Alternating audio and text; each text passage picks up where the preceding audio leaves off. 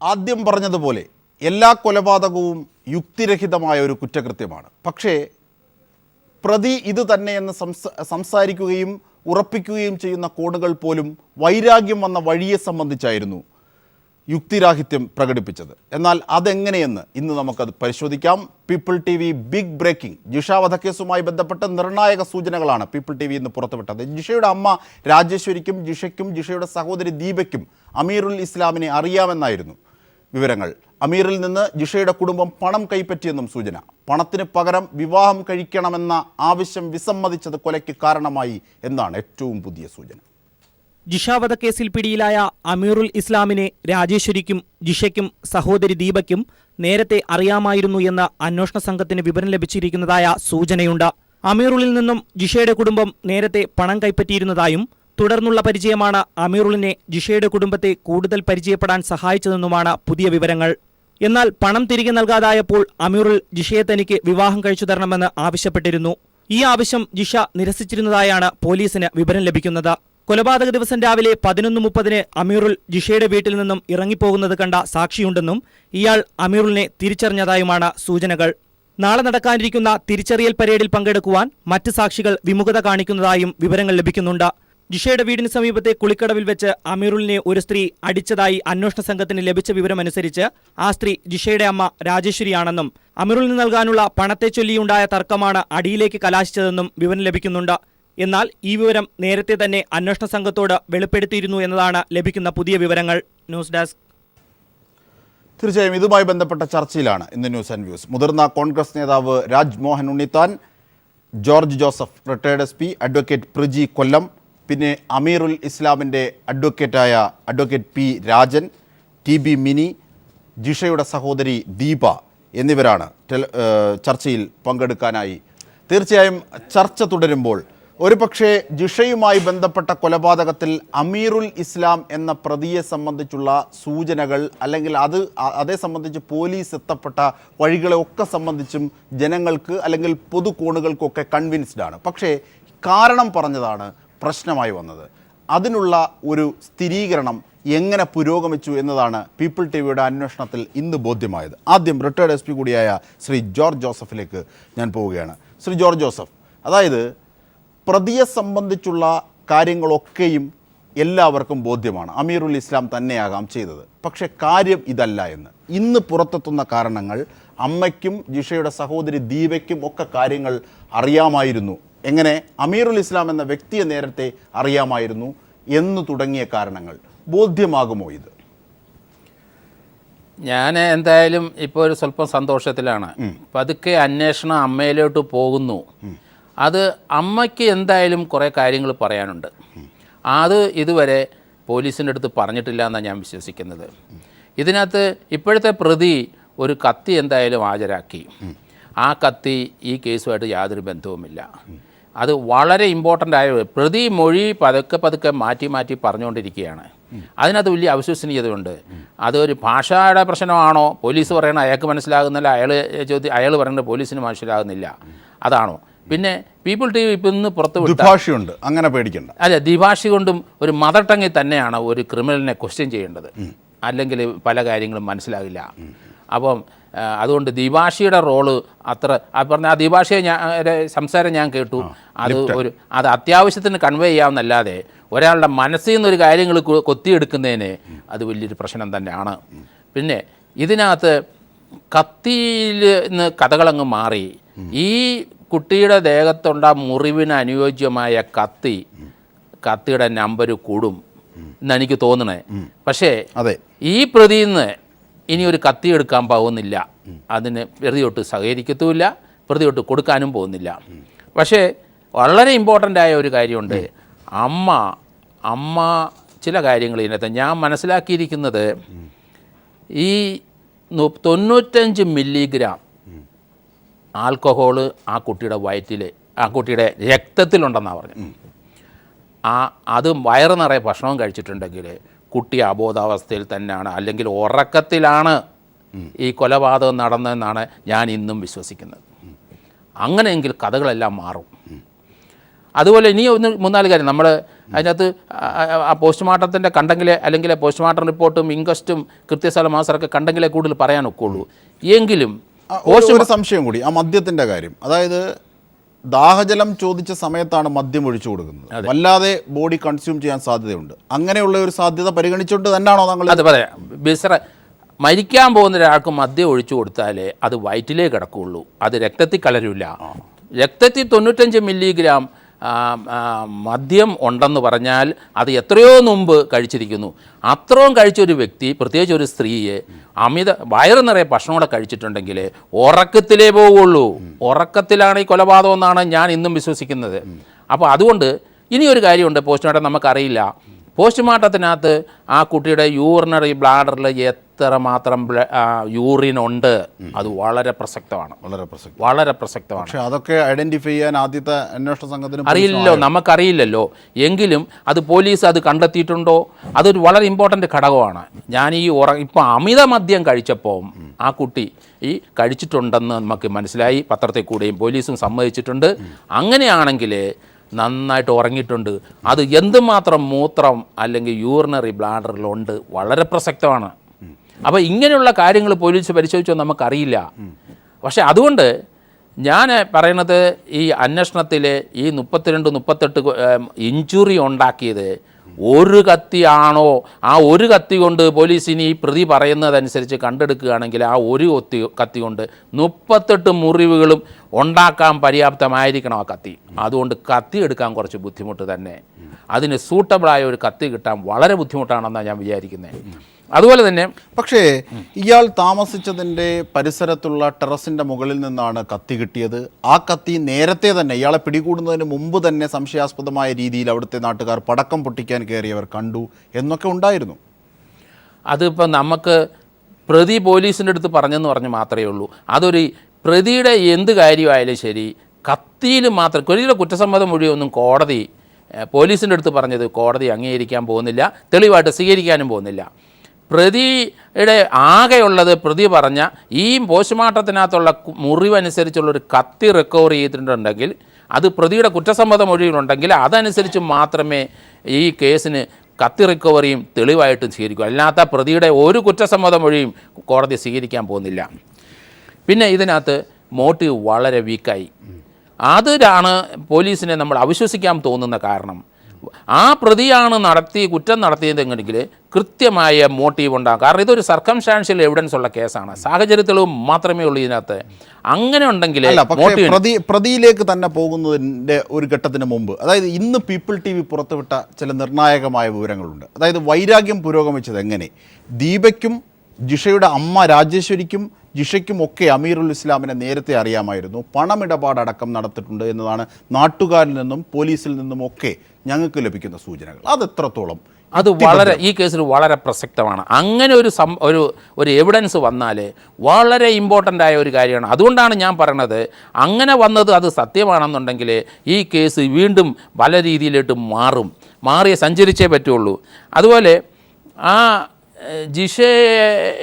ഇയാൾ 5 മാസം അവിടെ താമസിച്ച ആളുമായിട്ട് ഇത്രയും വലിയ അടുപ്പവും സ്നേഹവും സാമ്പത്തിക ഇടപാട് വന്നെന്ന് പറഞ്ഞു കഴിഞ്ഞാൽ അതിനകത്ത് അതൊരു കൊലപാതകത്തിലോട്ട് ചെന്ന് സഞ്ചരിക്കുന്നുണ്ടെങ്കിൽ, പ്രത്യേകിച്ച് രാത്രിയിലാണ് മർഡറെങ്കിൽ തീർച്ചയായിട്ടും അമ്മയ്ക്ക് നോളജ് ഉണ്ട്. അമ്മ ഈ കാര്യം കൃത്യമായിട്ട് പോലീസിൻ്റെ അടുത്ത് പറഞ്ഞോളൂ, പോലീസിൻ്റെ അടുത്ത് സഹകരിച്ചേ പറ്റുള്ളൂ.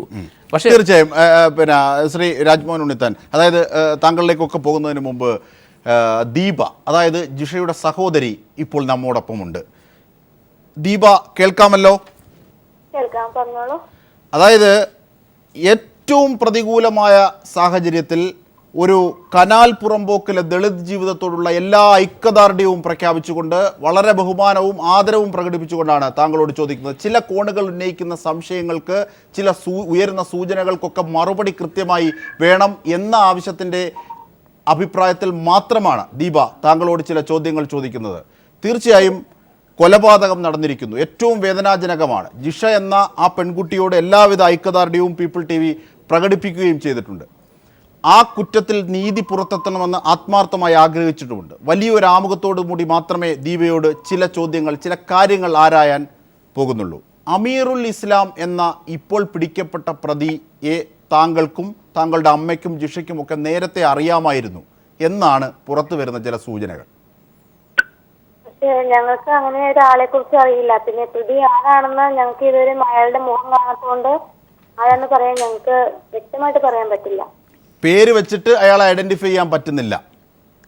കാരണം അന്യഭാഷക്കാരനായതുകൊണ്ട് ഇവരുടെ പേരിനും കുറച്ച് വ്യത്യാസമുള്ളതുകൊണ്ട് നമുക്ക് ഒരിക്കലും അയാളെ പേര് കേട്ടുകൊണ്ട് ഐഡന്റിഫൈ ചെയ്യാൻ ഒരിക്കലും സാധിക്കില്ല. അതായത് ജിഷയുടെ അമ്മയുമായി ചില പണമിടപാടുകൾ വേദനിക്കരുത് ഒരു കാരണവശാലും. ചില സൂചനകൾക്ക് വ്യക്തതയുള്ള മറുപടി താങ്കളുടെ ഭാഗത്തുനിന്ന് ഉണ്ടാകണം എന്ന കരുതലോടുകൂടി മാത്രമാണ് ചോദിക്കുന്നത്. ദീപ, അതായത് പണമിടപാടുകൾ നടന്നിട്ടുണ്ട്. ആരുമായിട്ട്? അമീറുൽ ഇസ്ലാം എന്ന ഈ വ്യക്തിയുമായി, അല്ലെങ്കിൽ ഈ ഒരു ആസാം സ്വദേശിയുമായി പണമിടപാട് നടന്നിട്ടുണ്ട്. ജിഷയെ വിവാഹം കഴിക്കാം, പണം തിരികെ നൽകാനായില്ലെങ്കിൽ വിവാഹം കഴിക്കണം, അതിനുള്ള വിസമ്മതം. അങ്ങനെ രാജേശ്വരി ചെകിട്ടത്തടിക്കുന്നു അമീറുൽ ഇസ്ലാമിനെ, അല്ലെങ്കിൽ ഈ ആസാം സ്വദേശിയെ അടിക്കുന്നു. ആ വൈരാഗ്യമാണെന്നാണ് പൊതുവെ ചില വൃത്തങ്ങൾ സൂചിപ്പിക്കുന്നത്. ഒരിക്കലും അങ്ങനെ ഒരു കാര്യമില്ല. അത് ശരിക്കും പറഞ്ഞാൽ പകൽ വെളിച്ചം പോലെ തെറ്റായ ഒരു കാര്യമാണ്. കാരണം അന്യ ഒരു ഭാഷക്കാരനുമായിട്ട് ഒരിക്കലും ഒരു പണമിടപാടോ, കാരണം എന്റെ അമ്മയ്ക്ക് ശരിക്കും പറഞ്ഞാൽ 4ാം ക്ലാസ് വിദ്യാഭ്യാസമേ ഉള്ളൂ. അങ്ങനെ ഒരാളെ ഒരിക്കലും ഒരു അന്യ സംസ്ഥാനക്കാരനുമായിട്ട് ഒരു പണമിടപാട് നടത്തുകയോ അല്ലെങ്കിൽ എന്റെ സഹോദരി എന്ന് പറഞ്ഞ ജിഷ ആയിട്ടുള്ള വിവാഹം പോലും അങ്ങനെ കാര്യം സംസാരിക്കാനും പോലും അറിയില്ല എന്നുള്ള കാര്യം എല്ലാവർക്കും വ്യക്തമാണ്. അങ്ങനെ ഒരു കാര്യം നിലനിൽക്കെ ഇപ്പൊ എന്റെ അനീതിയുമായിട്ടുള്ള ഒരു ബന്ധം, അല്ലെങ്കിൽ അവർക്കുള്ള പണം കൊടുത്തിട്ടുണ്ട്, അനീതി വിവാഹം കഴിച്ചാൽ അല്ലെങ്കിൽ പണം തിരിച്ചു വേണം എന്നുള്ള ഇങ്ങനെ ഒരു കാര്യം ഒരിക്കലും ഇതുവരെ എന്റെ അറിവിലോ എന്റെ ഓർമ്മയിലോ ഒന്നും തന്നെ ഉണ്ടായിട്ടുള്ള ഒരു കാര്യമല്ല. കാരണം അതാരാണ് പറഞ്ഞെങ്കിലും, അതങ്ങനെ ഇങ്ങനൊരു ന്യൂസ് പുറത്തു കൊണ്ടുവന്നത് ആരാണെങ്കിലും അത് ഒരിക്കലും ശരിയായ കാര്യമില്ല. അത് പച്ചക്കള്ളമാണ് എന്തായാലും. ദീപ മോൾ തന്നെ ഒരിക്കൽ ആദ്യഘട്ടത്തിൽ പറയുകയുണ്ടായി, അതായത് ഒരു ബൈക്കിൽ ഒരു മലയാളിയും ഒരു ഭായിയും, അതായത് ഒരു അന്യസംസ്ഥാന തൊഴിലാളിയും തമ്മിലൊരു ബൈക്കുമായി ബന്ധപ്പെട്ട് ചില പ്രശ്നങ്ങളുണ്ടായി, അസ്വാരസ്യങ്ങളുണ്ടായി, അയാളെ നേരത്തെ അറിയാമായിരുന്നു എന്നുള്ള തലത്തിൽ അവരുടെ താക്കോലൂരി ബൈക്കിൻ്റെ, അങ്ങനെ ജിഷയോട് വൈരാഗ്യം വരാം എന്നൊക്കെ മോള് തന്നെയാണ്, ദീപ തന്നെയാണ് പറഞ്ഞിരുന്നത് ആ ഘട്ടത്തിൽ. ഒപ്പം ദീപയുടെ അമ്മ രാജേശ്വരി കരയുന്ന ഘട്ടത്തിൽ പറയുകയുണ്ടായി, അവനേ ഇത് ചെയ്യൂ, അവനിത് ചെയ്യും എന്നൊക്കെ ഇത് പറയുകയും ചെയ്തിരുന്നു. അതൊക്കെ ചില സംശയങ്ങളായി നിൽക്കുന്നു. ദീപേ, അത് ശരിക്കും എന്താണെന്ന് വെച്ചിട്ടുണ്ടെങ്കിൽ അതായത് എന്റെ അനിയത്തി മരണപ്പെടുന്ന ഒരു 3 മാസം മുൻപ് അമ്മയ്ക്ക് ഒരു ബൈക്ക് ആക്സിഡന്റ് ഉണ്ടായിരുന്നു. അത് ഈ പറഞ്ഞ ഞങ്ങളുടെ വീടിന്റെ ഓപ്പോസിറ്റ് സാബു എന്ന് പറഞ്ഞ വ്യക്തിയുടെ വീടിന്റെ അവിടെ നിന്നാണ്. അത് ബൈക്ക് ഓടിച്ചിരുന്ന ശരിക്കും അന്യ സംസ്ഥാന തൊഴിലാളിയാണ്. അയാള് ബൈക്ക് അവിടെ നിന്ന് നല്ല സ്പീഡിൽ വന്നിട്ട് ഞങ്ങളുടെ വീട് അവിടെ നിന്ന് ഒരു കുറച്ച് ദൂരം മാത്രം കുറച്ച് സ്പേസേ ഉള്ളൂ. ആ ഒരു എത്തിയപ്പോ ബൈക്കിന്റെ സ്പീഡ് വരുന്നത് കണ്ടുകൊണ്ട് അമ്മ ശരിക്കും സൈഡ് മാറി നിന്ന് കൊടുത്തു. കാരണം ബൈക്ക് വരുന്നത് വഴി ഒതുങ്ങി പൊക്കോട്ടെ എന്നുള്ള രീതിയിൽ സൈഡ് ഒതുങ്ങി കൊടുത്തിട്ടും ആ മനഃപൂർവ്വം നേരെ തന്നെ അമ്മയുടെ ദേഹത്ത് കൊണ്ട് ഇടിച്ചു കയറ്റിയെന്നാണ് പറയണേ. അപ്പോ അത് അത്രയും ഇടിച്ചു കയറ്റണമെങ്കിൽ അവൻ തന്നെ ഇങ്ങനെ കൂടി ഉണ്ട്, അയാൾ മദ്യപിച്ചിട്ടുണ്ടായിരുന്നു എന്നും കൂടിയാണ് പറയണേ. അപ്പോ അന്യസംസ്ഥാനക്കാരനാണ്, അയാൾക്ക് സംസാരിക്കാനാണെങ്കിലും അമ്മയ്ക്കാണ്. അപ്പൊ അമ്മ പറഞ്ഞു, നീ കൊല്ലാൻ തന്നെ വേണ്ടിയിട്ടല്ലേടാ നീ എന്റെ നേരത്ത് വണ്ടി ഇടിച്ച് കയറ്റിയെന്ന് പറഞ്ഞു. അതിനുശേഷം അമ്മയ്ക്ക് കുറച്ചു നേരത്തേക്ക് തലയുടെ ശരിക്കും ഭാഗം മുറിഞ്ഞിട്ടുണ്ടായി, ബ്ലീഡിങ് ഉണ്ടായി. പിന്നെ കുറച്ചു നേരത്തേക്ക് അമ്മയ്ക്ക് ബോധം ഉണ്ടായില്ല. അപ്പൊ ഈ ബോധം പോകുന്നതിന് മുമ്പ് അയാളുടെ പേര് അമീറുൽ ഇസ്ലാം ആണോ? അയാളെ നേരത്തെ അറിയാമോ? ഇല്ല, അത് നമുക്ക് കറക്റ്റ് ആയിട്ട് അറിയില്ല. കാരണം ബോധം വീണതിന് ശേഷമാണ് നമ്മൾ ഈ പറഞ്ഞോണം അയാൾ ആരാണ് എന്താണെന്ന് പേരും ചോദിച്ചില്ല. കാരണം ആ ബൈക്കിന്റെ ഉടമ മലയാളി ആയതുകൊണ്ട് ബൈക്കിന്റെ ഉടമ മലയാളി ആയതുകൊണ്ടാണ് ശരിക്കും പറഞ്ഞാൽ അയാൾ ആരാണെന്നാണെന്ന് അറിയാൻ പറ്റിയത്. പക്ഷെ അയാളുടെ പേരെന്താണെന്ന് ഞങ്ങൾക്ക് ഇതൊരു വ്യക്തതയല്ല. അയാൾക്ക് അതിന്റെ ബൈക്കിന്റെ ഉടമസ്ഥന് മാത്രമേ അറിയാവുള്ളൂ അയാൾ ആരാണ് എന്താണെന്ന്. അപ്പൊ ഈ ബൈക്ക് ഇടിച്ച് അമ്മയെ വീട്ടിന് ശേഷം അമ്മയുടെ കരച്ചിൽ കേട്ടുകൊണ്ടാണ് അനീറ്റി പുറത്തേക്ക് ഓടി വന്നത്. അപ്പൊ തന്നെ ഈ ബൈക്കില് ഓടിച്ചിരുന്ന ഭായി പെട്ടെന്ന് അമ്മയെ വാരി കൂട്ടി ബൈക്കിൽ കയറ്റാൻ നോക്കി. അപ്പൊ അമ്മ ചോദിച്ചു, നീ എങ്ങോട്ടാണ് എന്നെ കൊണ്ടുപോണേ? അപ്പൊ അനിത്യം ചോദിച്ചു, എന്റെ അമ്മയെ നീ എങ്ങോട്ടാ കൊണ്ടുപോണേ? നീ എന്റെ ഉദ്ദേശം എന്നാണ് ചോദിച്ചപ്പോ ഈ അന്യഭാഷ നമുക്ക് അറിയാവുന്നെങ്കിൽ കുറച്ചെങ്കിലും നമുക്ക് ചോദിച്ചു. ഇതൊന്നും അറിയില്ലാത്തൊരവസ്ഥ ചോദിച്ചു, നീ എങ്ങടെ എന്റെ അമ്മയെ കൊണ്ടുപോകണം, നീ എന്താ ചെയ്യാൻ പോണെന്ന് ചോദിച്ചു. അപ്പൊ തന്നെ ഇവൻ രക്ഷപ്പെടാതിരിക്കാൻ വേണ്ടിയിട്ടാണ് കുട്ടി വേഗം തന്നെ അനീറ്റി ആ ബൈക്കിന്റെ കീ ഊരി എടുത്തിട്ട്. കാരണം അങ്ങനെങ്ങാനും ചിലപ്പോ അമ്മയോ അനീറ്റിയെ തല്ലിട്ടിട്ട് ഇവൻ രക്ഷപ്പെട്ടാലോ അത്തരത്തിൽ വ്യക്തമാണ് ദീപേ. അതായത് അത്തരത്തിൽ ശത്രുതയുള്ള അല്ലെങ്കിൽ പണമിടപാടെങ്ങാണം അങ്ങനെ നടത്തിയിട്ടുള്ള ഒരു സൗഹൃദമോ അല്ലെങ്കിൽ അത്തരം ഒരു പണമിടപാടോ ഒന്നും ഒരു കുറ്റമല്ല, സ്വാഭാവികമാണ് അതൊക്കെ ആകാം. ഇപ്പോൾ ഒരു കുറ്റം നടക്കുന്നത് കൊണ്ട് അതിന്റെ നീതി വെളിച്ചത്താകണം എന്നതിന്റെ ജാഗ്രത മാത്രമാണ് ദീപ ഇക്കാര്യം ചോദിക്കുന്നത്. അങ്ങനെയുള്ള ഏതെങ്കിലും അന്യസംസ്ഥാന തൊഴിലാളികൾ ഉണ്ടോ? ജിഷയുടെ അമ്മയുമായോ അല്ലെങ്കിൽ ജിഷയുമായോ അല്ലെങ്കിൽ ദീപയുമായോ ഒക്കെ പരിചയമുള്ളത് പണമിടപാട് നടത്തുന്ന അങ്ങനെ ആരെങ്കിലും ഉണ്ടോ? ഇല്ല, ഇതുവരെയും എന്റെ ഈ ഇത്രയും വർഷത്തിന്റെ ഈ കാലയളവ് ഞാൻ ജീവിച്ചിട്ട് ഇത്ര വർഷമായി, 31 വയസ്സ് എനിക്കാവാറ്. ഈ ഇത്രയും വരെയും എനിക്കോ എന്റെ അമ്മയ്ക്കോ എന്റെ സഹോദരിക്കോ ഒരു അന്യഭാഷ വ്യക്തിയുമായിട്ട് യാതൊരു പണമിടപാടുകളോ അല്ലെങ്കിൽ അവരുമായിട്ടുള്ള യാതൊരു ബന്ധമോ ഞങ്ങൾക്കില്ല, ഞങ്ങളുടെ കുടുംബത്തിന് പോലുമില്ല. ഈ ബൈക്കുമായി ബന്ധപ്പെട്ട ഒരു പ്രശ്നം മാത്രമേ ഉള്ളൂ. ഈ ബൈക്ക്, അതായത് അമ്മയെ ബൈക്ക് ഇടിച്ചതിന്റെ ആ ഒരു പ്രശ്നം മാത്രമാണ് നിലനിൽക്കുന്നത്. അല്ലാണ്ട് ഇടപാടോ മറ്റുള്ള യാതൊരു കാര്യം പോലും ഞങ്ങളുടെ ജീവിതത്തിൽ ഇന്ന് വരെ ഉണ്ടായിട്ടില്ല. ഇല്ല. ശരി. ജിഷയുടെ വീട്ടിലേക്ക് ആരെങ്കിലും കല്ലെറിഞ്ഞിരുന്നോ? അങ്ങനെ എന്തെങ്കിലും? അത് ശരിക്കും പറഞ്ഞാൽ എന്റെ അടുത്ത് ഇങ്ങനെ അമ്മ പറഞ്ഞിട്ടുണ്ടായിരുന്നു. കാരണം കൊച്ചു മരിക്കുന്നതിന്റെ തലേ ദിവസം 2-3 തവണ വീടിന്റെ മുകളിലേക്ക്, അതായത് ഷീറ്റിൽ തന്നെ ശരിക്കും കല്ല് വീണാലും എന്ത് വീണാലും ശരിക്കും അറിയാൻ പറ്റും. അപ്പൊ അത് ആദ്യം കല്ലെറിഞ്ഞു കണ്ടപ്പോ അനിയത്തിയും അമ്മയും തമ്മിൽ ചെറുതായിട്ട് അങ്ങനെ ഒരു ടെൻഷൻ മാറാൻ വേണ്ടി സിനിമ കണ്ടോണ്ടിരിക്കുകയായിരുന്നു. ആ സിനിമ കണ്ടുകൊണ്ടിരുന്നപ്പോ വീടിന്റെ മേലേക്ക് ശരിക്കും കരള് വാരി എറിഞ്ഞ ശബ്ദം കേട്ടപ്പോ അത് ശരിയാണോ എന്ന് അറിയാൻ വേണ്ടി കുറച്ച് നേരത്തേക്ക് അവർ ഇത് ഓഫ് ചെയ്ത് വെച്ചു. അത് കഴിഞ്ഞപ്പോ കുഴപ്പമൊന്നുമില്ലാതെ കേട്ടപ്പോ പിന്നെ വേറെ പ്രശ്നമുള്ള പിന്നെയും അത് സിനിമ കണ്ടോണ്ടിരുന്നത് പിന്നെയും ഓണാക്കി അവർ കണ്ടോണ്ടിരുന്നു. പിന്നീട് കല്ലും ചരലും കൂടി വാരി എറിഞ്ഞ ഒരു അവസ്ഥ വന്നു കഴിഞ്ഞപ്പോ അത് ഓഫ് ചെയ്തു.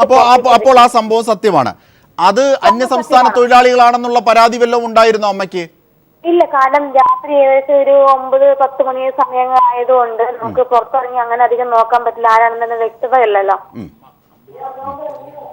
തീർച്ചയായും ഇതിനെതിരെ എന്തെങ്കിലും രീതിയിൽ പരാതിയും നൽകിയിട്ടില്ല ദീപേ?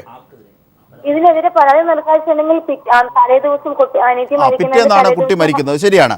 ദീപ അവസാനമായിട്ട് ആ വീട്ടിൽ പോയത് എന്ന? ഞാൻ അവസാനമായിട്ട് വീട്ടിൽ പോയിരിക്കുന്നത് ഏപ്രിൽ 17, 18, 19 തീയതി. ഏപ്രിൽ 17-ാം തീയതി എനിക്കൊരു കല്യാണം ഉണ്ടായിരുന്നു. കല്യാണം കഴിഞ്ഞിട്ടാണ്. അപ്പൊ ഞാൻ വിഷുവിന് പോയിട്ട് എനിക്ക് അധികം സമയം നിൽക്കാൻ പറ്റിയില്ല. എനിക്ക് ജോലി ഉള്ളത് കൊണ്ട് എനിക്ക് പോകേണ്ട ഒരു ആവശ്യമാണ്. ഞാൻ പെട്ടെന്ന് തന്നെ വിഷുവിന് പോയിട്ട് തിരിച്ചു പോന്നു. പിന്നെ പോകുന്നത് 17-ാം തീയതി. അപ്പൊ അമ്മ പറഞ്ഞു, മോളൊരു കാര്യം ചെയ്താലും വന്നിട്ട് നീ പെട്ടെന്ന് പോയി ഒരു കാര്യം ചെയ്യേ, അടുത്ത എപ്പോഴെങ്കിലും 2 ദിവസം ഇവിടെ നിന്നിട്ട് പോകാം എന്ന് പറഞ്ഞുകൊണ്ടാണ് ഞാൻ. തീർച്ചയായും അത് പോട്ടെ. അതായത് ദീപേ, അതായത് ഈ അമീറുൽ ഇസ്ലാമിനെ അറിയാം, പണമിടപാട് നടത്തിയിരുന്നു എന്നൊക്കെയാണ് ഇപ്പോൾ ഉയരുന്ന ഇത്. അതിനോട് നിഷേധിച്ചുകൊണ്ടാണ് ദീപ മറുപടിയും പറഞ്ഞത്. അത് വ്യക്തമാണ്. ഇനി ഒരു പെൻ ക്യാമറ വാങ്ങിക്കൊടുത്തതും അതുമായി ബന്ധപ്പെട്ട ചില കാര്യങ്ങളും ഒക്കെ ആദ്യഘട്ടത്തിൽ കേട്ടിരുന്നു. അതെന്താണ് കാര്യം? അത് ശരിക്കും പറഞ്ഞിട്ടുണ്ടെങ്കിൽ പെൻ ക്യാമറ വാങ്ങിച്ചു കൊടുത്തത് നമ്മുടെ ചുറ്റുപാടുള്ള പ്രശ്നങ്ങളിൽ നിന്ന്. അതായത് അവള് തനിച്ചാണ് വീട്ടിലുള്ളത്. അമ്മ പുറത്ത് ജോലിക്കായാലും മറ്റെന്ത് ആവശ്യങ്ങൾക്ക് പോയാലും അവൾക്ക് സുരക്ഷിതത്വം വേണം. അങ്ങനെ സുരക്ഷിതത്വത്തിന് സംശയം വരാൻ കാരണം ആരായാലും വന്നാലും പോയാലും അതറിയണം. കാരണം എന്ത് പ്രശ്നം ഉണ്ടെങ്കിലും ചിലപ്പോൾ നമ്മൾ വീട്ടിലൊരു സമയത്ത് ഇപ്പൊ എന്റെ അനിയത്തിയുടെ സ്ഥാനത്ത് ഞാനായാലും എനിക്ക് എന്തെങ്കിലും ബുദ്ധിമുട്ട് വന്നാൽ അതറിയാൻ വേണ്ടിയിട്ടാണ്, അത് തെളിവിന് വേണ്ടിയിട്ടാണ് അത് അവിടെ സുരക്ഷിതം. ആര് വന്നാലും ആര് പോയാലും എന്ത് പറഞ്ഞാലും അത് അറിയാൻ വേണ്ടിയിട്ടാണ് ഈ പെൻ ക്യാമറ വാങ്ങിച്ചു കൊടുത്തിരുന്നത്. പക്ഷെ അത് കുട്ടി യൂസ് ചെയ്തിട്ടില്ല എന്നുള്ളതാണ്. കാരണം ഞാൻ ഈ പറഞ്ഞോണ്ട് ഞാൻ ആദ്യം പറഞ്ഞത്, ഞാൻ 17-ാം തീയതി വീട്ടിൽ പോയിരുന്നു.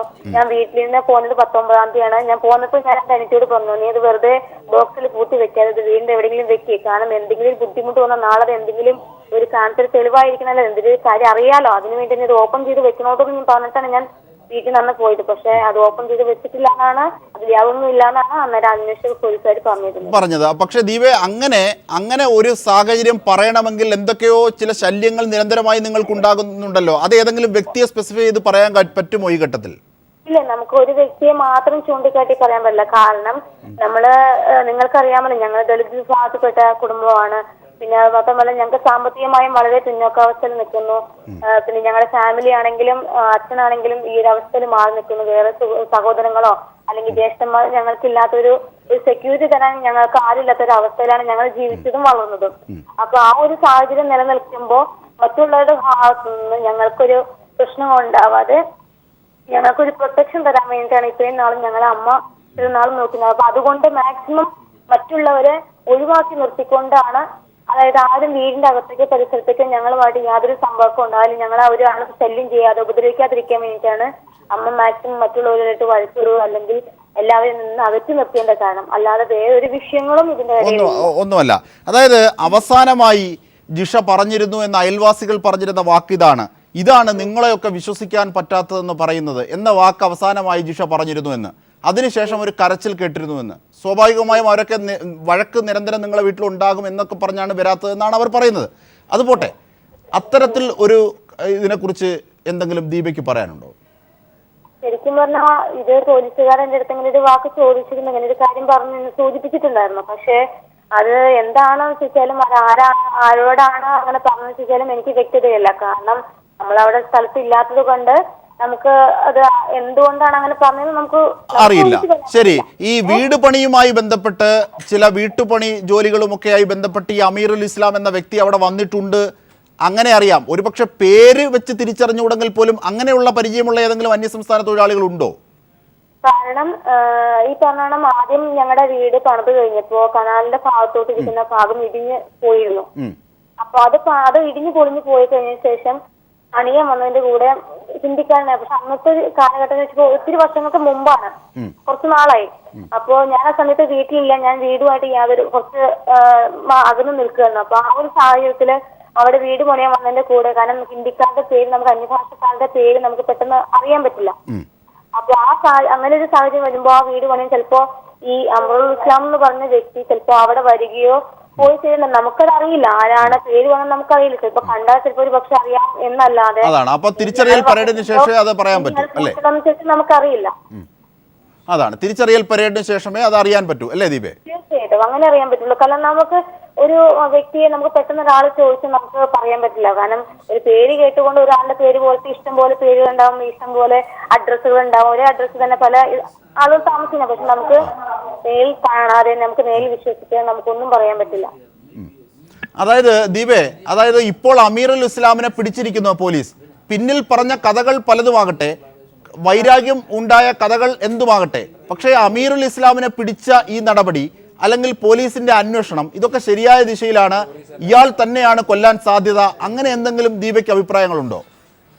എനിക്ക് ഇതുവരെ ഉണ്ടായ കേസിന്റെ അന്വേഷണം ഏതായാലും ശരിയായ ദിശയിൽ തന്നെയാണെന്നാണ് എന്റെ അഭിപ്രായം. കാരണം എന്റെ അടുത്ത് പോലീസ് അന്വേഷിക്കുമ്പോൾ എല്ലാ ദിവസവും എന്റെ അടുത്ത് വന്ന് ഓരോ കാര്യങ്ങൾ ചോദിക്കുമ്പോൾ ഏതാണ്ട് എനിക്ക് കാര്യങ്ങൾ വ്യക്തമാണെങ്കിലും പക്ഷെ ഇതാരാണ് ചെയ്തെന്നുള്ള ഒരു വ്യക്തത മാത്രം എനിക്ക് അറിയില്ല. കാരണം സാധാരണ രീതിയിൽ ഒരു വ്യക്തി ഒരു വീട്ടില് മോഷ്ടിക്കാൻ അല്ലെങ്കിൽ മറ്റുള്ള എന്ത് കാര്യത്തിൽ ഒരു കുറ്റം നടത്താൻ വന്നിട്ടുണ്ടെങ്കിൽ ആ സാഹചര്യം നമ്മൾ നോക്കുമ്പോൾ വീടിന്റെ അകത്തുള്ള എന്തെങ്കിലും ഉപയോഗിച്ചാണ് ശരിക്കും പറഞ്ഞാൽ നമ്മൾ സിനിമകളിലാണെങ്കിലും നമ്മൾ എവിടെയെങ്കിലും കേട്ടിട്ടത് അങ്ങനെയാണ് നമ്മുടെ വീട്ടിലുള്ള സാധനം. പക്ഷെ ഇത് ചെയ്തിരിക്കുന്നത് ഒരു എന്താ പറയാ, അവൻ വളരെ ഒരു ബോധപൂർവം മനസ്സിലാക്കിക്കൊണ്ടാണ് എന്റെ ഉദ്ദേശത്തോടുകൂടിയാണ് അവൻ വന്നിരുന്നത്. പക്ഷെ എന്താ പറയാ, നമുക്കിപ്പോ അല്ല, ഈ വൈരാഗ്യം വരാനുള്ള കാരണം ഈ അമീറുൽ ഇസ്ലാം ആണ് എന്നും ശരിയായ ദിശയിലാണ് പോലീസ് പോകുന്നതെന്നും താങ്കൾ വിശ്വസിക്കുന്നു. അങ്ങനെയാണെങ്കിൽ ഈ അമീറുൽ ഇസ്ലാമിന് ഈ വൈരാഗ്യം വരാനുള്ള കാരണത്തെ സംബന്ധിച്ച് മാത്രമേ ഉള്ളൂ വിയോജിപ്പ് അല്ലേ ദീപേ?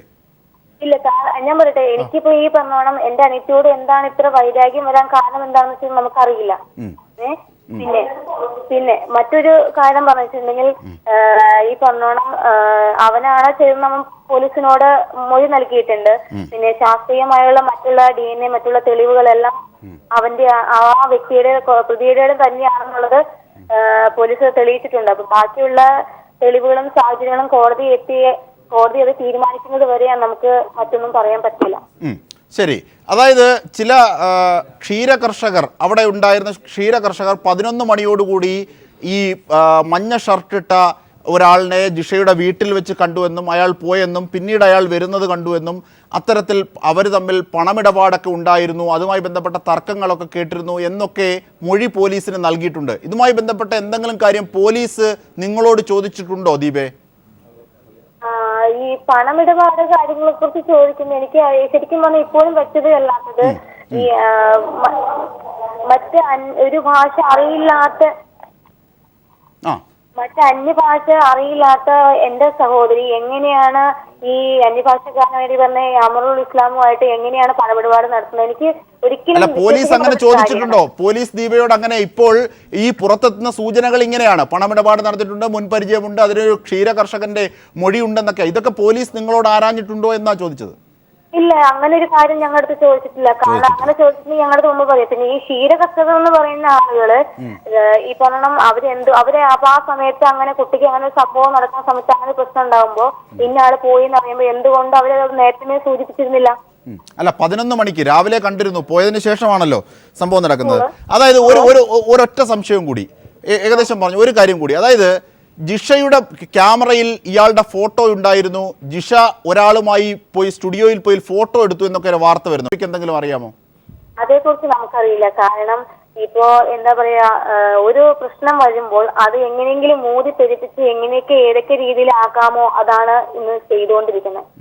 അതായത് സൗഹൃദം ഉണ്ടാകുന്നതോ അത്തരത്തിൽ സൗഹൃദം ഉണ്ടാകുന്ന ഒന്നും ഒരു കുറ്റമല്ല. പക്ഷേ ഇതൊരു കുറ്റകൃത്യം നടന്നപ്പോൾ ഇത് പുറത്തെത്താൻ, ഇതിന്റെ നീതി ലഭ്യമാകാൻ ചില സാധ്യതകളെ സംബന്ധിച്ച് ഉയരുന്നതിനെ കുറിച്ച് ചോദിച്ചു എന്നേ ഉള്ളൂ. ദീപേ, വിഷമിക്കരുത്.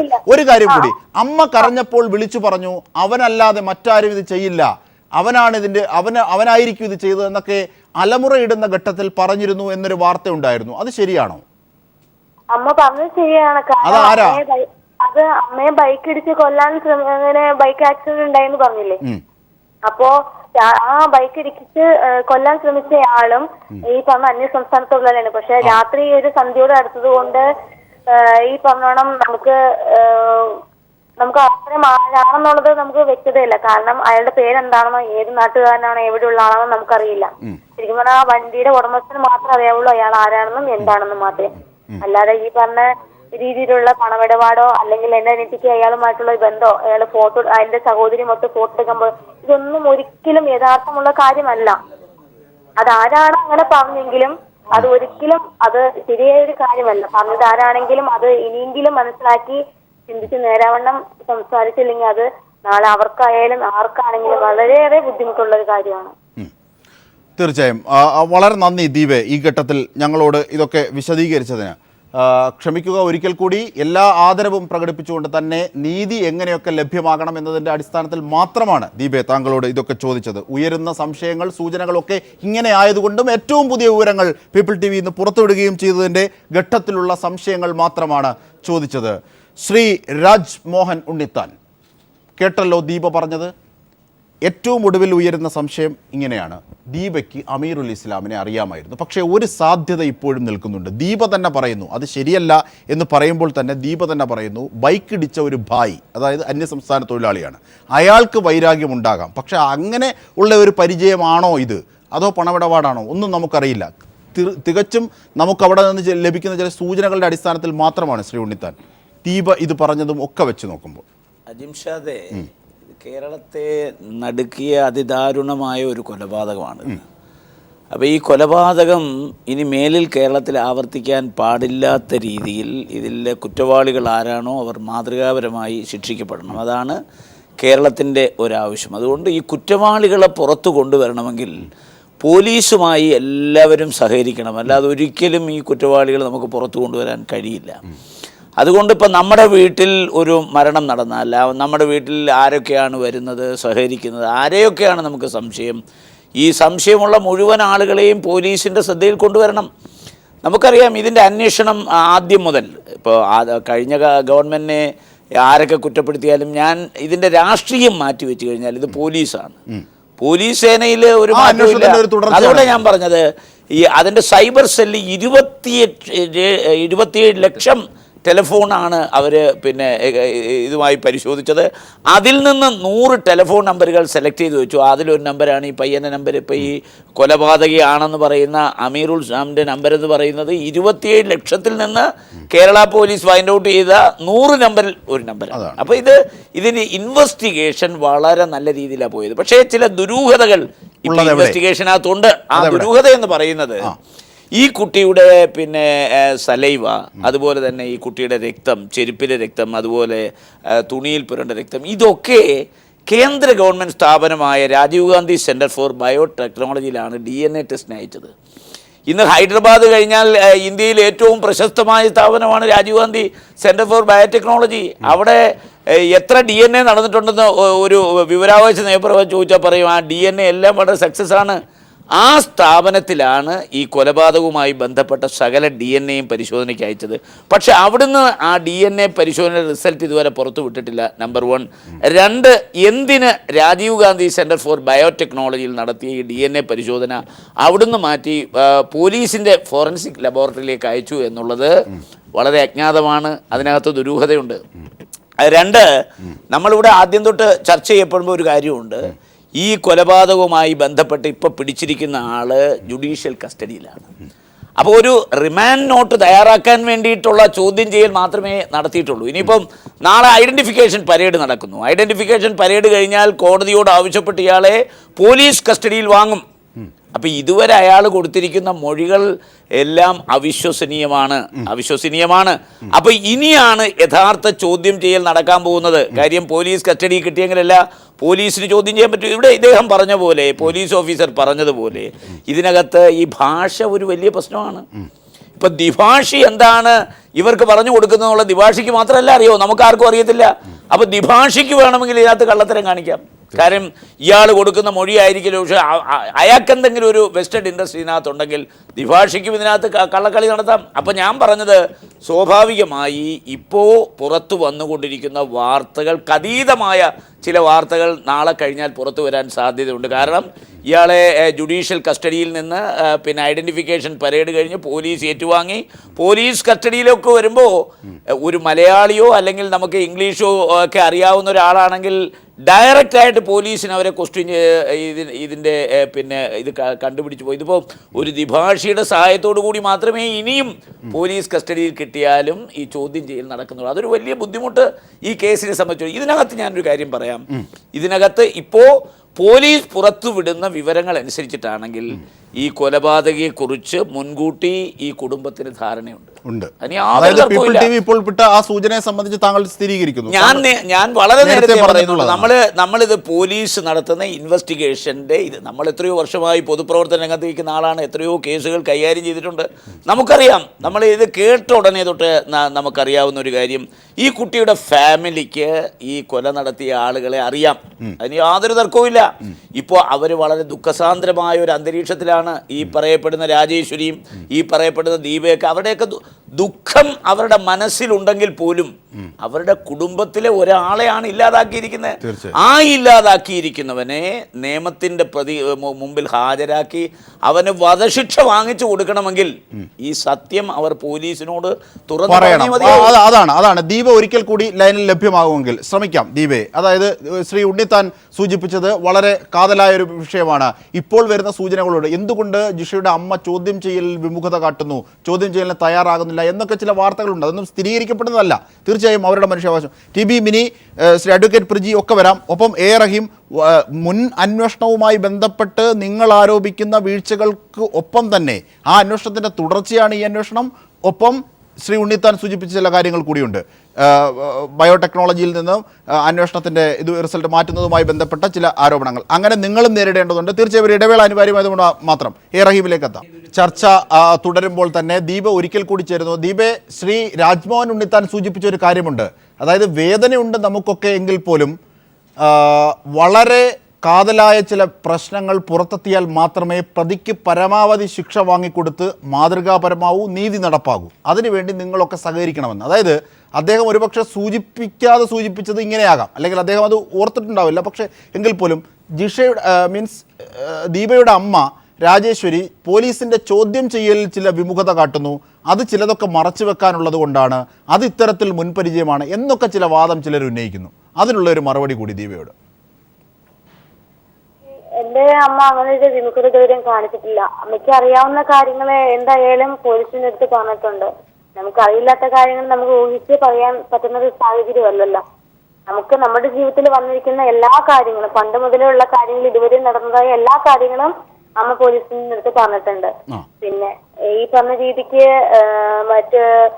ഈ പറഞ്ഞ പ്രതിയുമായിട്ടുള്ള ഒരു ബന്ധമോ അല്ലെങ്കിൽ അയാളുമായിട്ടുള്ള എന്തെങ്കിലും തരത്തിലുള്ള ഒരു കാര്യങ്ങൾ പോലും ഉണ്ടായിട്ടില്ല. കാരണം അങ്ങനെ ഏതെങ്കിലും തരത്തിലുള്ള എന്തെങ്കിലും ഒരു ഇഷ്യൂസ് ഉണ്ടെങ്കിൽ അത് തീർച്ചയായിട്ടും എന്റെ അമ്മയുടെ സഹോദരൻ എന്റെ അടുത്ത് പറഞ്ഞിരിക്കും. അങ്ങനെ കാര്യങ്ങൾ ഇല്ലാത്തത് കൊണ്ട് നമുക്കൊന്നും പറയാൻ പറ്റില്ല. അതായത് അമീറുൽ ഇസ്ലാമിനെ അല്ലെങ്കിൽ മുൻപരിചയമുണ്ടായിരുന്നു, പണമിടപാടുണ്ടായിരുന്നു, അത്തരം സൂചനകളൊക്കെ തള്ളുന്നു. രാജേശ്വരി ചോദ്യം ചെയ്യലിന് വിമുഖത കാട്ടുന്നില്ല, അതും തള്ളുന്നു. ഒരൊറ്റ സംശയം കൂടി ദീപേ, അതായത് ആ ബൈക്ക് ഇടിക്കാൻ വന്ന ആൾ ഒരു പക്ഷേ നേരിൽ കാണുമ്പോൾ അമീറുൽ ഇസ്ലാം ആകാം. അങ്ങനെ ഒരു സാധ്യത ദീപ കാണുന്നുണ്ടോ? നമുക്ക് അങ്ങനെ പറയാൻ പറ്റില്ല. കാരണം അയാളിപ്പോ ശരിക്കും പറഞ്ഞാൽ ആരാണെന്ന് നമുക്ക് പറഞ്ഞിരിക്കുന്ന അമീറുൽ ഇസ്ലാം പേര് മാത്രമേ നമ്മൾ കേട്ടിട്ടുള്ളെങ്കിലും ആള് നേരിൽ കാണാതെ നമുക്ക് ഒന്നും പറയാൻ പറ്റില്ലല്ലോ. തീർച്ചയായും ആളിനെ കാണാതെ തിരിച്ചറിയൽ പരേഡിന് നാളെ പോകുന്നുണ്ടോ ദീപ? നമ്മളെ ഇതുവരെ നമ്മളടുത്ത് അങ്ങനെ കൺഫേം ചെയ്തിട്ടില്ല. അപ്പൊ നമുക്ക് കൺഫേം ചെയ്യാത്ത സ്ഥിതിക്ക് നമുക്കൊന്നും പറയാൻ പറ്റില്ലല്ലോ. ജിഷയുടെ അമ്മയും ദീപയും പോയിട്ടില്ല, പോകാൻ വേണ്ടി സമൻസ് ഒന്നും എത്തിയിട്ടില്ല? ഇല്ല, എത്തിയിട്ടില്ല. ശരി, വളരെ നന്ദി ദീപേ. എന്തെങ്കിലും കാര്യങ്ങൾ പുരോഗമിക്കുമ്പോൾ ആ ഘട്ടത്തിൽ ഒരുപക്ഷെ ദീപയെ വിളിക്കാനും ആകും, അതിനുള്ള സ്വാതന്ത്ര്യം കൂടി ചോദിക്കുന്നു. തീർച്ചയായും ഈ ചർച്ച തീരുന്നതിന് മുമ്പ് ശ്രീ എ റഹീം, ശ്രീ ഉണ്ണിത്താൻ സൂചിപ്പിച്ചതൊക്കെ ആവർത്തിക്കുന്നില്ല, അതിനൊക്കെ മറുപടി ഉണ്ടെങ്കിൽ അന്വേഷണവുമായി ബന്ധപ്പെട്ട പുതിയ വിവരങ്ങൾ, ഇന്ന് പുറത്തെത്തിയ സൂചനകളടക്കം. എ റഹീം. അല്ല, ഈ കേസ് ശ്രീ ഉണ്ണിത്താൻ പറഞ്ഞ ആദ്യത്തെ ഒരു ഭാഗം ഞാൻ ആയിരിക്കുന്നു. കാര്യം അന്വേഷണ സംഘത്തിൻ്റെ വഴിക്ക് വിടുക. ഈ ഗവൺമെൻറ് വന്നതിന് ശേഷം പുതിയ അന്വേഷണ സംഘത്തിന് ചുമതല ഏറ്റെടുത്തു. ആ അന്വേഷണ സംഘം സാങ്കേതികമായി അതൊരു തുടർച്ചയും തന്നെയാണ്. അവരുടെ മുമ്പിൽ ഒരുപാട് ചലഞ്ച് ഉണ്ടായിരുന്നു. ശ്രീ ജോർജ് ജോസഫ് സാറെല്ലാം തന്നെ പല സന്ദർഭങ്ങളും സൂചിപ്പിച്ചതുപോലെ ഏതൊരു അന്വേഷണ ഉദ്യോഗസ്ഥനും അറിയാവുന്നതുപോലെ ഒരു കേസുണ്ടായാൽ അതിൻ്റെ ഗോൾഡൻ ടൈമിൽ ശേഖരിക്കേണ്ട തെളിവുകൾ ശേഖരിച്ചില്ല. ഇത് ഫസ്റ്റ് ടൈമിൽ കുറ്റവാളിയെ നിഷ്പ്രയാസം പിന്തുടരാവുന്നത് ചെയ്തില്ല. ഇങ്ങനെ ഒരുപാട് പ്രശ്നങ്ങളുണ്ടായിരുന്നു. ആ പ്രശ്നങ്ങൾക്കിടയിലാണ് നമ്മൾ ഇത് വരുന്നത്. ഈ പുതിയ അന്വേഷണ സംഘത്തിൻ്റെ മുമ്പിൽ വരികയും നേരത്തെ ഇവിടെ സൂചിപ്പിച്ചതുപോലെ മുൻ അന്വേഷണ സംഘം സമാഹരിച്ച തെളിവുകളെ കൂടുതൽ ശാസ്ത്രീയമായി സോർട്ട് ഔട്ട് ചെയ്യുകയും അത് കുറെ കൂടി സ്പീഡപ്പായി ഒരു ഫോളോ അപ്പിൻ്റെ ഭാഗമായി പോവുകയും ഒക്കെ ചെയ്തതിൻ്റെ ഫലമായിട്ടാണ് പ്രതിയിലേക്ക് നമുക്ക് എത്തിച്ചേരാനായത്. പ്രതിയിലേക്ക് എത്തിച്ചേർന്നതിൻ്റെ ഏറ്റവും പ്രധാനപ്പെട്ട കാര്യം, ഒരുപാട് പേര് ഇപ്പോൾ പറയും പോലെ സർവൈലൻസിലായിട്ടുണ്ട്. പക്ഷേ അതിൽ പരിശോധനയ്ക്ക് അയച്ച DNA-യിൽ മാച്ച് ചെയ്ത് പോസിറ്റീവായി DNA സൈൻ വന്നതോടുകൂടിയാണ്, ആ റിസൾട്ട് വരുന്നതോടുകൂടിയാണ് കേരളത്തിൻ്റെ മുഖ്യമന്ത്രിയും അന്വേഷണ ഉദ്യോഗസ്ഥയും ഇത് സംബന്ധിച്ച് പ്രതികരിക്കുന്നത്. ഇപ്പോഴും പ്രതിയെ ഐഡൻറ്റിഫിക്കേഷനും മറ്റ് പ്രോസസ്സുകളിലേക്കും പോയിക്കൊണ്ടിരിക്കുകയും ചെയ്യുന്നു. അപ്പോൾ എവിടെയും പോയാൽ നിൽക്കാവുന്ന തെളിവാണ് DNA ഫലം എന്ന് പറയുന്നത്. ആ DNA മാച്ചിങ്ങിലാണ് ഇപ്പോൾ പിടിച്ചു നിൽക്കുന്നത്. ഇതുമായി ബന്ധപ്പെട്ട മറ്റെന്തെങ്കിലും ഭാഗങ്ങൾ, ഇതുമായി ബന്ധപ്പെട്ട മറ്റ് അഭ്യൂഹങ്ങൾ, ഇതെല്ലാം ഇത് പുറത്ത് പ്രചരിക്കുന്ന അഭ്യൂഹങ്ങളാണ്. ഇപ്പോൾ ആ പ്രചരിക്കുന്ന അഭ്യൂഹങ്ങൾക്ക് അതുപോലെ നമുക്ക് മറുപടി പറയാനാകില്ല. ഇതിനകത്ത് പോലീസ് ഔദ്യോഗികമായി ഇതൊന്നും പറഞ്ഞിട്ടുമില്ല. റിമാൻഡ് നോട്ട് മാത്രമാണ് ഇപ്പോൾ പുറത്തു വന്നിട്ടുള്ള ഔദ്യോഗികമായ രേഖയെന്ന് നമുക്ക് പറയാവുന്ന ഒരേ ഒരു കാര്യം. അത് ഈ പറയുന്ന പോലെ റിമാൻഡ് നോട്ട് മാത്രമാണ്. അതൊരു FIR-ൻ്റെ ഒരു തൊട്ടടുത്തൊരു തലം എന്ന് മാത്രമേ പറയാൻ കഴിയുകയുള്ളൂ. പക്ഷേ കുറ്റപത്രം കൊടുത്തിട്ടില്ല, അല്ലെങ്കിൽ അതിനു മുമ്പ് അതിലേക്ക് എത്താവുന്ന പോലീസിൻ്റെ ഔദ്യോഗികമായ വിശദീകരണം വന്നിട്ടില്ല. നാളെ തിരിച്ചറിയൽ പരേഡ് കേസിൽ ഏറ്റവും നിർണായകമായൊരു കാര്യമാണ്. തീർച്ചയായും ഇപ്പോൾ നമ്മോടൊപ്പം അമീറുൽ ഇസ്ലാമിൻ്റെ അഭിഭാഷകൻ, കോടതി നിയോഗിച്ചു കൊടുത്ത അഭിഭാഷകൻ കൂടിയായ പി രാജൻ നമ്മോടൊപ്പം ചേരുന്നുണ്ട്. Advocate P Rajan. Shri P Rajan, താങ്കൾക്ക് കേൾക്കാമല്ലോ?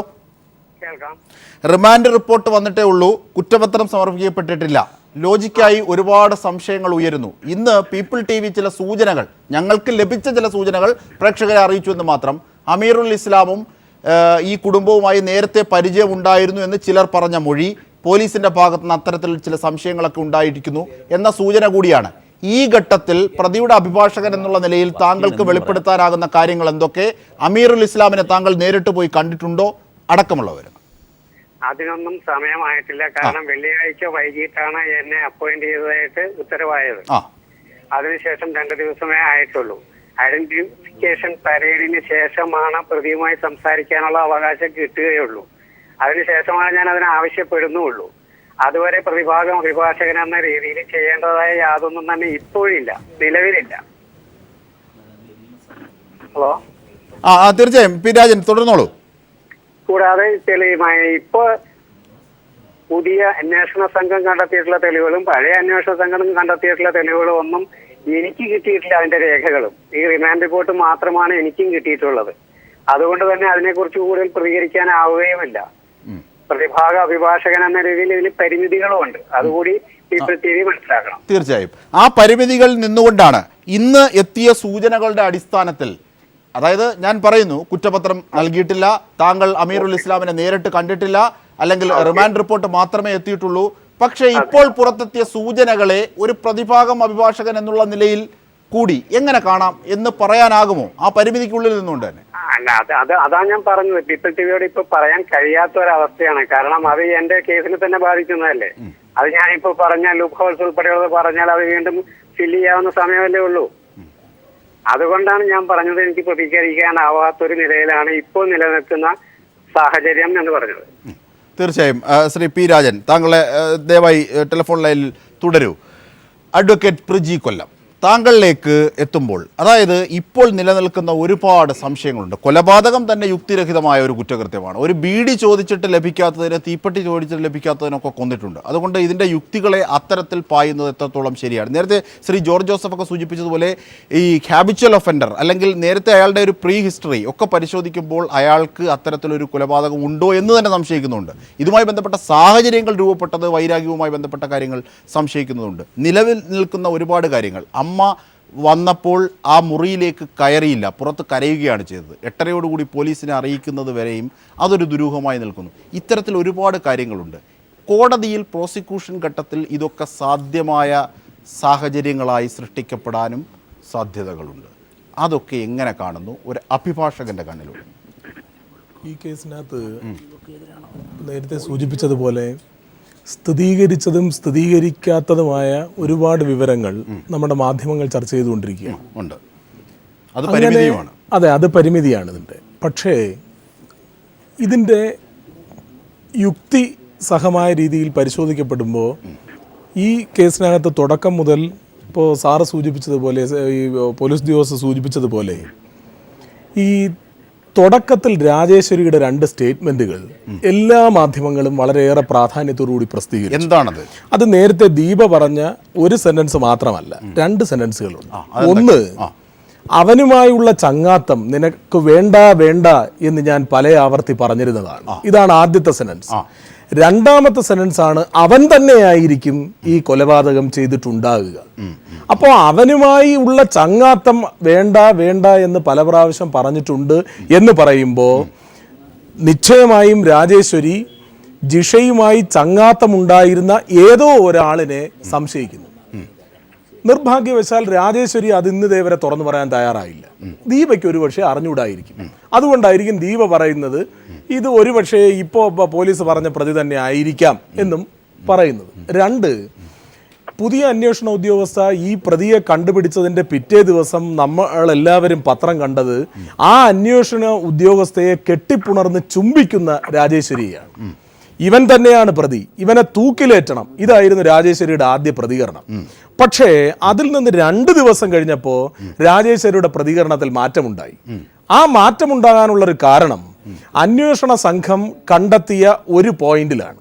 അതായത് അന്വേഷണ സംഘം ആദ്യം പറഞ്ഞത് പ്രതിയെ കുളിക്കടവിൽ വെച്ച് ചെരുപ്പൂരി അടിക്കുന്നത് കണ്ട് ചിരിച്ചതാണ് ഈ കൊലപാതകത്തിന്റെ വൈരാഗ്യത്തിന്റെ കാരണം. അപ്പോൾ അങ്ങനെയാണെങ്കിൽ സ്വാഭാവികമായും ആദ്യം വൈരാഗ്യം വരേണ്ടത് അടിച്ച ആളിനോടാണ്. അടിച്ച സ്ത്രീയെ കൊല്ലാതെ ചിരിച്ച ആളിനെ കൊല്ലുന്നത് ഒരിക്കലും നീതീകരിക്കാനാകും. പോലീസ് പറഞ്ഞതല്ല, അയാൾ അങ്ങനെയാണോ മൊഴി കൊടുത്തിട്ടുണ്ട്, അതിന് തുടർക്കഥയുണ്ടോ ഒന്നും അറിയില്ല. ഒരുപക്ഷെ അങ്ങനെ ആയിരിക്കാം. ഞാൻ അതുകൊണ്ടാണ് പറഞ്ഞത് ആദ്യം തന്നെ ഇതിനകത്ത് ഇനിയും പുറത്തു വരേണ്ട ഒരുപാട് സംഗതികൾ ഉണ്ട് എന്ന് പറഞ്ഞത് അതുകൊണ്ടാണ്. പക്ഷേ അതിനെ രാജേശ്വരിയുടെ ബാക്കിയുള്ള ഫർദർ കോണ്ടാക്ട്സുമായിട്ട് വെച്ച് വേണം ചർച്ച ചെയ്യാൻ. അപ്പോഴാണ് പുതിയ വിവരങ്ങൾ പുറത്തു വരുന്നത്. ആ അടിച്ചത് രാജേശ്വരിയാണ്. ആ മൊമെന്റിലാണ് രാജേശ്വരി അന്വേഷണ സംഘത്തിനെതിരെ തിരിയുന്നത്. എന്നിട്ട് ഇന്നത്തെ പത്രങ്ങളിൽ രാജേശ്വരി പറയുന്നത് ഇതാണോ പ്രതി എന്ന് സംശയമുണ്ട്. രാജേശ്വരിയുടെ ഭർത്താവായിട്ടുള്ള ആള് ജിഷയുടെ അച്ഛനും പറയുന്നത് ഇതാണോ എന്ന് സംശയമുണ്ട്. അപ്പോൾ ഇതെല്ലാം കൂടെ ചേർത്ത് വെച്ച് പരിശോധിക്കുമ്പോൾ നമ്മൾ കാണേണ്ടത്, കേരള സമൂഹം കാണേണ്ടത്, ഈ തരത്തിൽ ഒരു ദളിത് പെൺകുട്ടി അതിനിഷ്ഠൂരമായി പൈശാചികമായി കൊല ചെയ്യപ്പെട്ടപ്പോൾ കേരളത്തിലെ മുഴുവൻ സമൂഹവും അവരോടൊപ്പം നിന്നെങ്കിൽ ഇപ്പോൾ രാജേശ്വരിയുടെ ചില കോണ്ടാക്റ്റുകൾ, ചില ഫർദർ ഇടപെടലുകൾ ചില സംശയങ്ങൾ ഉളവാക്കുന്നതാണ്. അത് പോലീസ് പുറത്തുവിട്ടിരിക്കുന്ന വിവരങ്ങളുടെ അടിസ്ഥാനത്തിലായാലും രാജേശ്വരി നേരത്തെ കാണിച്ചിട്ടുള്ള പ്രതികരണങ്ങളുടെ അടിസ്ഥാനത്തിലായാലും തീർച്ചയായും രാജേശ്വരി അന്വേഷണ സംഘത്തിനോട് വേണ്ട വിധത്തിൽ സഹകരിച്ച് മുമ്പോട്ട് പോകുന്നുണ്ടോ എന്ന് നമ്മൾ സംശയിക്കേണ്ടിയിരിക്കുന്നു. ഒരു നിമിഷം ഇതാണ് പ്രതി, ഇവനെ തൂക്കിക്കൊല്ലണം എന്ന് പറഞ്ഞ് അന്വേഷണ ഉദ്യോഗസ്ഥയെ കെട്ടിപ്പുണർന്ന് ചുംബിച്ച രാജേശ്വരി 2 ദിവസം കഴിയുമ്പോൾ ഈ രാജേശ്വരിയുടെ നേരെ ഒരു വിരൽ ചൂണ്ടുന്ന ഒരു സന്ദർഭം ഉണ്ടാകുമ്പോൾ ഇതല്ല പ്രതി എന്ന് പറയാനുള്ള തരത്തിലേക്ക് കേരള സമൂഹത്തിനെ വെല്ലുവിളിക്കുന്നു എന്നുണ്ടെങ്കിൽ കഴിഞ്ഞ കാലഘട്ടങ്ങളിൽ നമ്മുടെ കേരളത്തിൽ പലപ്പോഴും സ്ത്രീ പീഡനങ്ങളുടെ അടിസ്ഥാനത്തിൽ നടന്നിട്ടുള്ള ചർച്ചകളുടെ ഒക്കെ ബാക്കി പത്രത്തിനോട് ചേർത്ത് വെച്ച് വേണം ഇത് പരിശോധിക്കാൻ. കാരണം ഇപ്പോൾ ഉദാഹരണമായിട്ട് പറയുകയാണെങ്കിൽ ശ്വേതാ മേനോന് സംഭവിച്ചിട്ടുള്ള സംഗതികൾ, ശ്വേതാ മേനോന്റെ പീഡനത്തെ സംബന്ധിച്ച് എല്ലാ മാധ്യമങ്ങളും വെളുക്കെ ആസ്ഥാന സ്ത്രീപക്ഷവാദികളടക്കം ഇരുന്ന് ചർച്ച ചെയ്തു. പക്ഷെ പിറ്റേ ദിവസം ശ്വേതാ മേനോൻ പറഞ്ഞു എനിക്ക് പരാതിയില്ലെന്ന എന്ന് പറഞ്ഞതുപോലെ രാജേശ്വരി എല്ലാ മാധ്യമങ്ങളുടെ മുമ്പിലും കേരളത്തിലെ പ്രധാനപ്പെട്ട എല്ലാ രാഷ്ട്രീയ നേതാക്കന്മാരുടെ മുമ്പിലും നിറ കണ്ണുകളോടുകൂടി തൊഴുകൈയോടുകൂടി ഒരേപോലെ കരഞ്ഞ് പ്രതികരിച്ചതിൻ്റെ അടിസ്ഥാനത്തിലും ഈ മാധ്യമങ്ങളിൽ അത്രയേറെ പ്രാധാന്യത്തോടുകൂടി ഈ വിഷയം ചർച്ച ചെയ്തിട്ട് ഏറ്റവും ഒടുവിൽ എല്ലാ കാര്യങ്ങളിലും പൊരുത്തക്കേടുകളുണ്ട് എന്ന് നമുക്ക് പറയാൻ കഴിയില്ല. കൂടുതൽ പൊരുത്തങ്ങൾ ഉള്ളപ്പോഴാണ്, ഇൻഫറൻസസ് ഉള്ളപ്പോഴാണ് അന്വേഷണ സംഘം ഒരാളിനെ പ്രതിയായി തീരുമാനിക്കുന്നത്.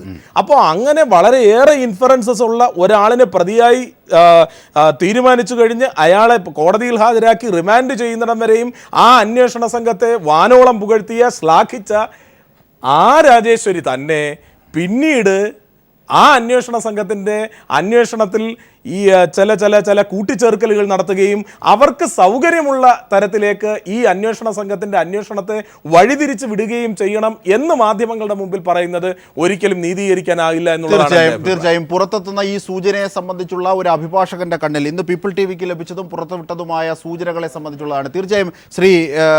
തീർച്ചയായും ചർച്ച തുടരുമ്പോൾ ശ്രീ ജോർജ് ജോസഫ്, അതായത് ഇപ്പോൾ ഇന്ന് പീപ്പിൾ ടി വിക്ക് ലഭിച്ച ചില സൂചനകൾ പുറത്തുവിടുമ്പോൾ അത് വൈരാഗ്യമുണ്ടാകാനുള്ള കാരണം സംബന്ധിച്ചുള്ള യുക്തിഭദ്രതയെ അരക്കിട്ടുറപ്പിക്കുന്നതാണ്. നേരത്തെ ഉണ്ടായ കുളക്കടവിലെ അടി എന്നതിനപ്പുറത്തേക്ക് അതിന് ആഴത്തിലുള്ള പരിചയവും അതുമായി ബന്ധപ്പെട്ട കാര്യങ്ങളുണ്ട് എന്നാണ്. ഒരുപക്ഷെ ദീപയും അല്ലെങ്കിൽ രാജേശ്വരിയും അടക്കമുള്ളവർ അത് നിഷേധിക്കുന്നുണ്ട്. പക്ഷേ താങ്കൾ പ്രതിയെ തന്നെ ഇതല്ല എന്ന രീതിയിലുള്ള നിഷേധമാണ് പറയുന്നത്. അതായത് പരിചയക്കാരായ അല്ലെങ്കിൽ അവിടെയുള്ള ഒരുപാട് അന്യസംസ്ഥാന തൊഴിലാളികളെ പോലീസ് പിടിച്ചിട്ടുണ്ട്. മുൻ അന്വേഷണ സംഘവും ഈ അന്വേഷണ സംഘവും പിടികൂടിയിട്ടുണ്ട്. അവരെ ഒന്നും പ്രതി ചേർക്കപ്പെട്ടിട്ടില്ല. DNA പരിശോധന ഒന്നായതുകൊണ്ടാണ് പ്രതി ചേർക്കപ്പെട്ടത്. അങ്ങനെ ഒരു കാതലായ പ്രശ്നം വരുമ്പോൾ പ്രതിയെ സംബന്ധിച്ചുള്ള സംശയിക്കുന്നത് അയുക്തിയല്ലേ? ഇതിനകത്ത് പല കാര്യങ്ങളും ഇനിയും പോലീസ് മനസ്സിലാക്കാനുണ്ട്. കാരണം ജനകീയ കോടതിയിൽ എന്തായാലും പോലീസ് തോറ്റെന്നാണ് ഞാൻ പറഞ്ഞത്. ജുഡീഷ്യൽ കോടതിയിൽ ചാർജ് ഷീറ്റ് വരുമ്പോൾ മാത്രമേ അതിൻ്റെ റിസൾട്ട് അറിയാനൊക്കുള്ളൂ. കാരണം ഇതിനകത്തുള്ള ഏത് സംശയങ്ങളും ആ പോലീസ് ഉദ്യോഗസ്ഥന് അത് നിവർത്തിച്ചു കൊടുക്കാൻ ബാധ്യസ്ഥനാണ്. ഏത് സംശയം പൊതുങ്ങളുടെ ആയാലും ശരി, പത്രക്കാരായാലും ശരി, ചാനലുകാരുടെ ആയാലും ശരി. കാരണം കൃത്യമായ കുറ്റസമ്മതവും കൃത്യമായ പ്രതിയാണെങ്കിൽ ഇതിനൊന്നും പോലീസ് വിഷമിക്കേണ്ട ആവശ്യമില്ല. പിന്നെ ഈ പോസ്റ്റ്മോർട്ടത്തിൽ അസസ് ചെയ്തതിന് ഇപ്പോൾ ഓരോന്നോരോന്ന് വെളിയിൽ വരുമ്പം ലിക്കറിൻ്റെ കാര്യം പറഞ്ഞപ്പം തന്നെ ഉറക്കത്തിലാണോ എന്ന് ഞാൻ സംശയിച്ചു തുടങ്ങി. പിന്നെ ഇതിനകത്ത് ഒരു കാര്യം ചെയ്യണം. ഈ ഒരു ക്രിമിനൽ കേസിന് ക്യാരക്ടർ വളരെ പ്രാധാന്യമുള്ള കാര്യമാണ്. സിവിൽ കേസിന് അയാൾ കള്ളനാണോ മാഷവനാണോ അത് ഒന്നും സിവിൽ കേസിൽ പ്രസക്തിയില്ല. ഈ കേട്ടിലെ മരിച്ച ജിഷയുടെ ക്യാരക്ടർ, അമ്മയുടെ ക്യാരക്ടർ വളരെ പ്രാധാന്യമുള്ളതാണ്. അവരുടെ സ്വഭാവം തീർച്ചയായിട്ടും പോലീസ് പഠിക്കണം. അവരാരാണ്, എന്താണ് അവരുടെ ജീവിത രീതി, എന്താണ് അവരുടെ ആരൊക്കെയായിട്ട് ബന്ധങ്ങളുണ്ട്, എന്തൊക്കെയാണ് ഇത് തീർച്ചയായിട്ടും പഠിക്കണം. കാരണം ഇതിനകത്ത് ഞാൻ ആദ്യം മുതലേ പറയുന്നുണ്ട്, പോലീസും എല്ലാവരും ശ്രദ്ധിക്കേണ്ട motive, preparation, previous conduct, subsequent conduct, ഇതെല്ലാം സെക്ഷൻ 8 എവിഡൻസ് ആക്ട് പറയുന്നുണ്ട്. അത് അമ്മയുടെ ആയാലും ശരി, ഈ ഇപ്പോഴത്തെ പ്രതിയുടെ ആയാലും ശരി, ഇനി സംശയിക്കുന്നവരുടെ ആയാലും ശരി, ഇനി ഒരു പ്രതി ഉണ്ടെന്നും വരെ സംശയിക്കുന്നുണ്ട്. അങ്ങനെയാണെങ്കിൽ അവർക്കൊക്കെ ഇത് ബാധകമാണ്.